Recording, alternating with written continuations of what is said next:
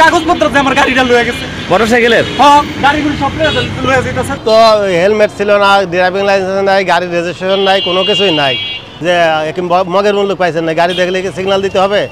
তারপরে দেখলাম যে যাচাই বাছাই করে ওদের কাগজপাতি কোনো কিছুই নাই। তার ব্যবহারের উপরেও আমরা অনেক কিছু ছাড় দেই।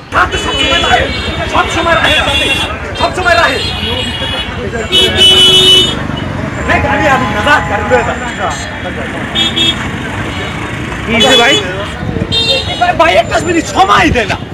কি ভাই মগের মূল্য চুষ শেষ হয়ে দেশ দেশ শেষ এই দেশ শেষ।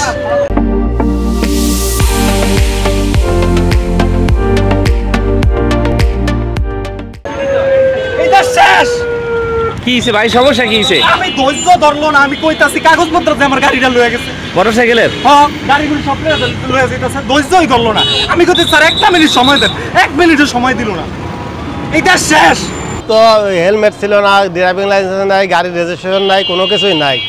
তারপরে আমরা এই যানজটের ভিতর তো মানে ওই হাসপাতালের দিকে ঢুকবে নাকি মানে এলোমেলো নার্ভাস হয়ে গেছে। এই অবস্থা ধরলাম, ধরার পরে আরও উত্তেজিত আমাদের উপর ধমক মারছে যে মগের মূল্য পাইছেন না, গাড়ি দেখলে কি সিগন্যাল দিতে হবে?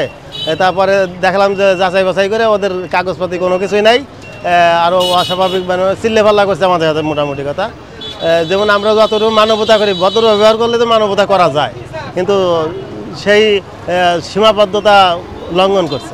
পরে আমি আমার স্যারের কাছে রেখেছি গাড়িটা আটক করা যায়, গাড়িটা যাতে প্রয়োজনে আইনত ব্যবস্থা নেওয়া যায়, এই ব্যবস্থা নেওয়া যায়। তার সমস্যা থাকতে পারে, পারিবারিক যে কোনো ব্যাপার। এখন কাগজ না থাকলে যে তার ব্যবস্থা নিতে হবে এমনটা না। তার ব্যবহারের উপরেও আমরা অনেক কিছু ছাড় দেই, কিন্তু সে থেকে আন্তরিকতা ভদ্রতা কোনোটাই আমরা পাইনি, যার জন্যই গাড়িটা আটকাইতে বাধ্য।